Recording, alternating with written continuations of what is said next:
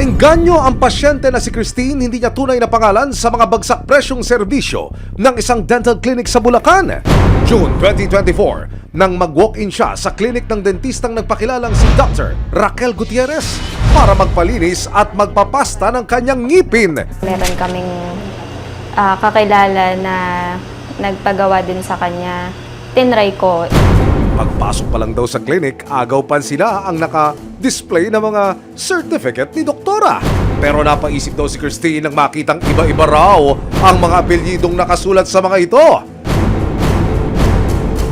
Sa kagustuhan ni Christine na magkaroon ng bright and pearly white teeth, dekma na raw sa kanya ang napansin niyang mga alias ni doktora. Naisip ko during that time is baka naman may skills siya pero hindi rin naman pala, wala rin naman palang skills. Pero habang kinakalikot ang kanyang ngipin, napansin daw niyang si doktora nagmo-multitasking. Kasi habang ginagawa niya ako, pinipindot niya din yung cellphone niya. So, syempre yung gloves niya, pinapanghawak na sa ngipin ko directly. Nang matapos ang cleaning session ni Christine, dito na raw siya inabutan ng resibo pero Familiar kami sa legal document dahil sa sa work namin. Walang TIN number. lalo pang nagduda si Christine nang mapansing baku-baku raw ang inilapat na pasta sa kanyang mga ngipin. Bali, ito yung ngipin na ginawa niya. Tapos, so ito, kung makikita niyo po, di ba, parang may sira pa siya. Which is dapat wala na. Dito na siya nagpasyang dumulog sa Philippine Dental Association o PDA. Nakipag-ugnayan siya sa PDA National. Tapos from PDA National, binaba sa amin sa PDA Bulacan naman chapter para mag-investigate. Nang i-check ng PDA ang pangalan ni Doktora, napag-alaman na si Doktora Gutierrez hindi pala lisensyadong dentista.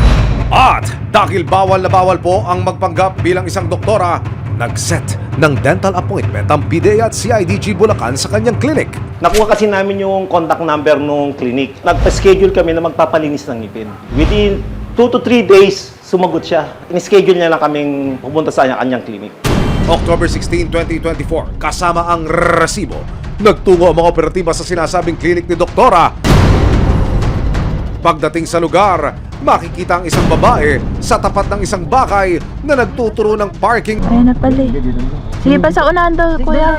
Pagpasok sa clinic, sinimula na niyang suriin ang kanyang patient for the day. Wala siyang kalam-alam na ang nakasalang niyang pasyente, operatiba na pala ng CIDG. Kaya po ang doktor, no? Si Dr. Raquel po, Confirmed, siya nga ang hinahanap na dentista. Ilang sandali pa, nagsimula na sa pagse-sales talk ng kanyang dental services si Doktora. Kaya gusto mo, tapos dito sa lower, fixed bridge lang. Yung jacket din, fixed bridge, parang ganito. Bali, 1, 2, 3. Magkano po kaya yun? 7,000 isa. Ng fixed range? Ng isang peraso. Sa iba, 10,000 yan. Nang matapos ng subject ang cleaning, inabot na ng operatiba ang bayad na 500 pesos. Hudyat ng mga taga-CIDG para arestuhin siya. Mga pulis po kami taga-CIDG po kami. Reklamo lang po. Ito ay aming hinuhuli sa illegal practice of dentistry.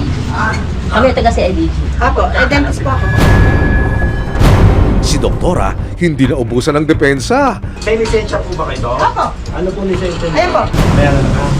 Dok, may lisensya daw eh. Ma'am, may license po ba kayo? Apo, yung clear license. Pwede po ba makita ma'am yung license niya? Pakuha niyo na lang ma'am. Eh, nakasusi yung kwarto ko. Meron o wala, Doktora? Huwag kayong mag-alala. Hindi ako. Willing akong mag-ano. Kung ako iligal talaga ako, pwede sumama sa iyo, ikulong niyo ako. Walang problema. Tama po ba? Nakanim po siya kay Pero si Doktora wala na yatang masabi at napaupo na lang. Okay, aminin ko. I will tell you the truth na. Ako po ay nag-board exam. Ang naipasa ko lang po ay yung practical. Maraming salamat sa panonood, mga kapuso.